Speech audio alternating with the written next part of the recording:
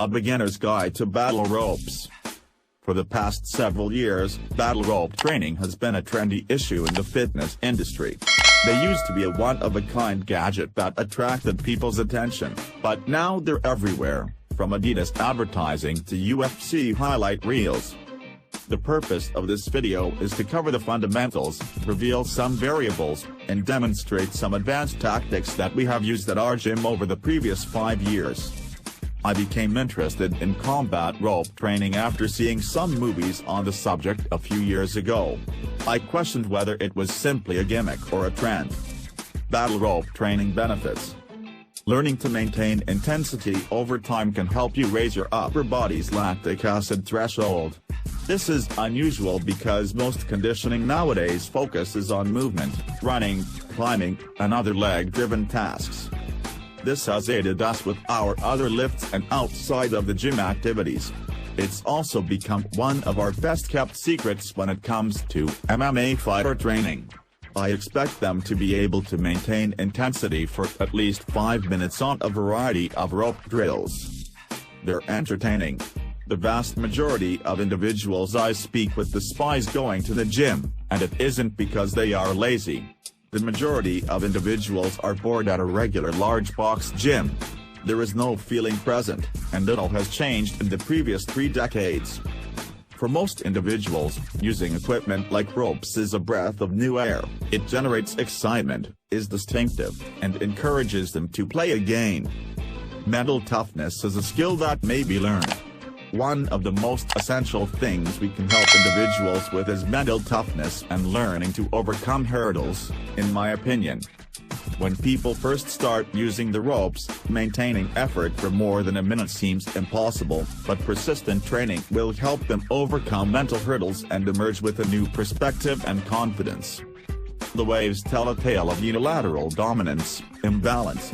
If you pay attention to your motions, you'll notice that one side of your body moves differently than the other. It may produce a smaller wave, be less coordinated, and so on.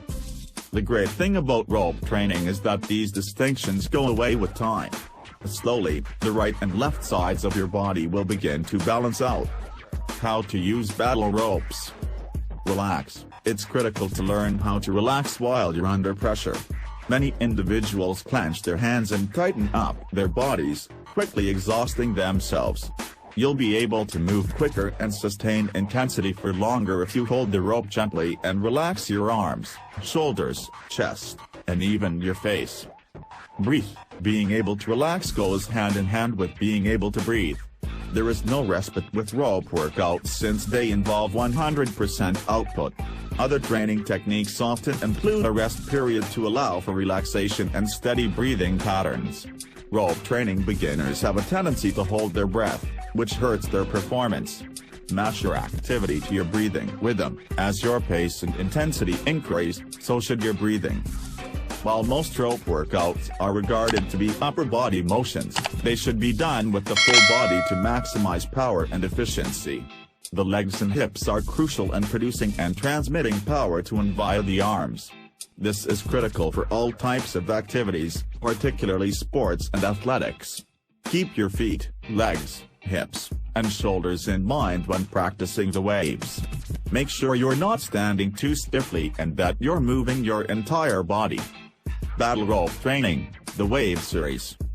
The Wave series is most commonly seen on YouTube, in commercials, and in ads. The most difficult part of the Wave series is that, if done correctly, the exercises need 100% production with no break. These exercises can be employed in a number of ways, such as at different intervals for a certain duration and/or distance. 2 25-foot lengths may be made from a 50-foot rope coiled around an anchor. This data may be used to create distance workouts, 1/4 mile, 1 mile, etc. Time, distance, repetitions, and other variables may all be adjusted to suit a range of exercises and objectives. The possibilities are only limited by your imagination. To meet your client's ability levels and goals, use the following variables to raise or reduce each workout. The first time you attempt the waves, 20 seconds will feel like a lifetime. people quickly adjust to their surroundings and can sustain a continuous speed and intensity for up to 45 minutes. We have a wall covered in names of those who performed alternating waves for more than 10 minutes.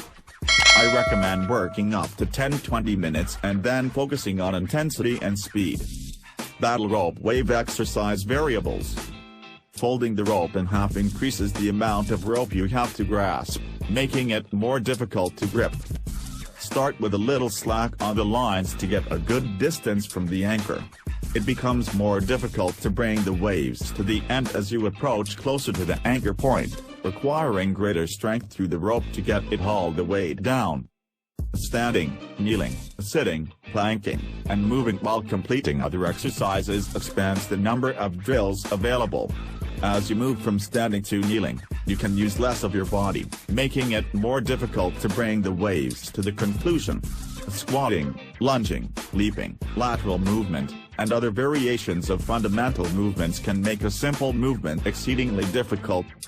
Rope size. For the wave series, we typically use a 50 rope that is 1.5 inches thick. These also offer 2 inches ropes, but they are considerably more difficult to use due to the extra girth and weight. Wave size / velocity / pace. The wave size and speed can also be measured. Pacing oneself for kettlebell lifting or running is the same thing.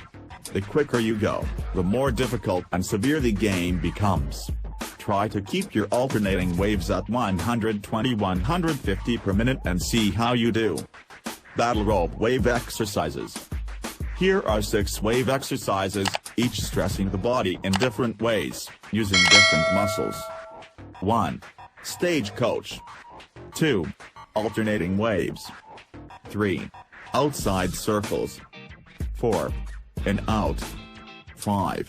Sidewinder. 6. Rainbows. Battle rope training, the pull series. I've never heard anybody mention these wonderful drills. They're straightforward, effective, and humble. Climbing ropes are often recognized as the best technique to strengthen your hands and upper body. Regrettably, not everyone has the room or the skill to climb a rope. Some folks require a different method of gaining basic strength, desire a safe alternative, or just want additional options. The pull series is just another technique to put your entire body to the test. It's one of my favorite exercises, and I do some variant of it for myself and my clients at least once a week. It's ideal for grapplers, but it's also effective for anybody trying to build upper body strength. Rope pull exercises. Here are the basic 3 pulling exercises. Just like the wave series, there are quite a few variations that you can implement. 1. Facing pull. 2. Side pull. 3. Front pull. Pull exercise variables. Standing, kneeling, seated, and plank are examples of body positions. These positions don't work for all of the pulls indicated, but they do for the majority of them. As you try out the different pulls, you'll be able to see which ones work and which ones don't. Rope size. One of the most important aspects of these drills is the rope size. Gripping the rope becomes more difficult due to the greater girth. Men utilize the 2 inches ropes for portions of the testing, while women use the 1.5 inches ropes. When a longer rope is stacked up, it weighs down on itself, creating some natural resistance during the draw. Rope length. For all of the pulling exercises, you should use the 100 rope. Not only will you have to change less frequently, but the additional length will also pile on top of itself, as previously explained. This form of opposition is unpredictable, requiring you to overcome little setbacks along the route. Changing the resistance is as easy as winding the rope around the pole more or less. 1 rep is a decent starting point, but you may add more as needed. Time or distance. The pulls may be used for a multitude of purposes, including timed intervals, lengths, and more. You can easily gauge distance, much like the waves. Do you want to go a mile? A mile is equal to 53 lengths of a 100 rope. Battle rope training, the partner series. Some people enjoy working out alone. but when they have good exercise companions, their performance usually increases. The ropes may be used for a variety of fun exercises with groups, teams, or squads of individuals. Partner drills require you to combat not just the rope's friction or weight, but also the energy generated by your partner. Holding the rope becomes much more difficult and different from the solo workouts, as well as more competitive and exciting. Partner rope exercises. Here are a few of my favorites. 1. Plank pull, forward. 2. Plank pull, side. 3. Plank pull, reverse. 4. Double rope movement. 5. Tsunami battle.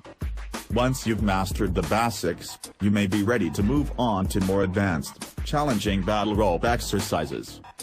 Disclaimer: this article is solely meant to provide general information and does not address specific circumstances. It is not a substitute for professional advice or assistance, and it should not be used to make any judgments. For the diagnosis and treatment of any medical issues, a professional physician should be consulted. Any decisions you make based on the information in this report are your own. If you're looking for weight loss secrets, have a look at this.